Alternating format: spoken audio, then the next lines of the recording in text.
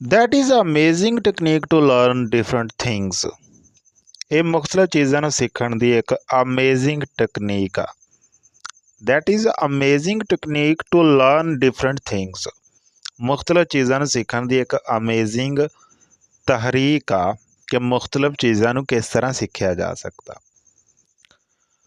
So first of all I want to tell you how can you speak English much better, and how can you convey your messages in English language easily।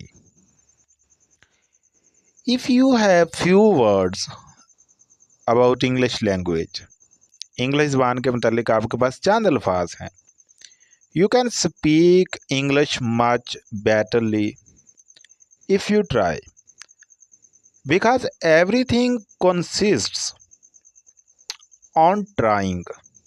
हर चीज़ कोशिश पर मुनहसर है। Without effort there is nothing possible. यहाँ कुछ भी मुमकिन नहीं है। अगर कोशिश है, इफ़ यू कैन ट्राई, अगर आप कोशिश कर सकते हैं, then you can achieve anything in this world. तो आप इस दुनिया के अंदर, इस जहान के अंदर कोई भी चीज़ हासिल कर सकते हैं। And I always say this thing कि there is nothing possible if we try, and if we don't try then everything is difficult in this world.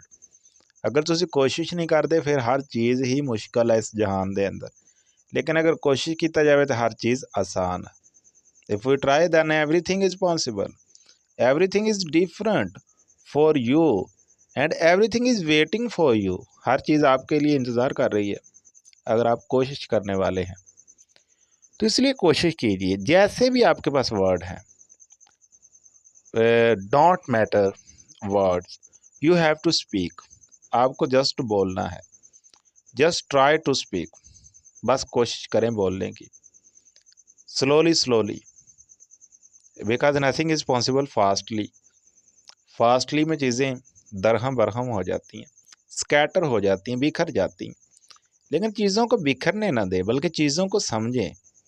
Try to understand different things. मुख्तलिफ चीज़ों को समझने की कोशिश करें, because when you try to understand different things, then things are being हो रही हैं, the things are being easy and possible to understand, और समझने के काबिल हो रही हैं, मुमकिन हो रहा है ये काम।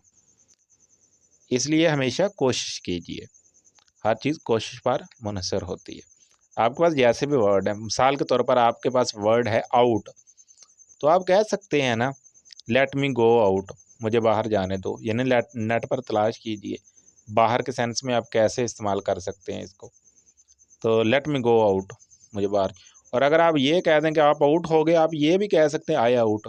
आई आउट भी कह दें तो मतलब तो है ना, ये नहीं कि मतलब नहीं है। आई आउट कह दें तो मतलब तो फिर भी बन जाएगा। तो इसलिए टूटी फूटी जैसी भी है आप बोलते जाएँ। जब आप बोलते जाएंगे तो फिर आसान हो जाएंगी।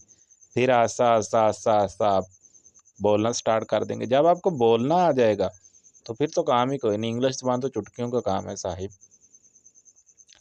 तो I will advise you, and this my advice is for you and for whole the world. पूरी दुनिया के लिए यही एडवाइस है।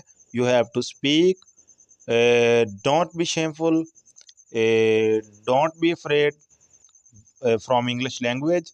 You have to speak, and then you have to do this work regularly, not a day by day, not a from time to time. You have to do this work regularly on a daily basis.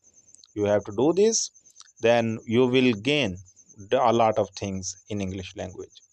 So don't use English sentences from books, because books are full of words, and when you see a lot of words in any book, किसी भी किताब में अगर आप ज़्यादा word देखते हैं तो यू डोंट, कि मैं ये नहीं कर सकता, this thing is very difficult for me, तो डिफ़िकल्ट नहीं होगी।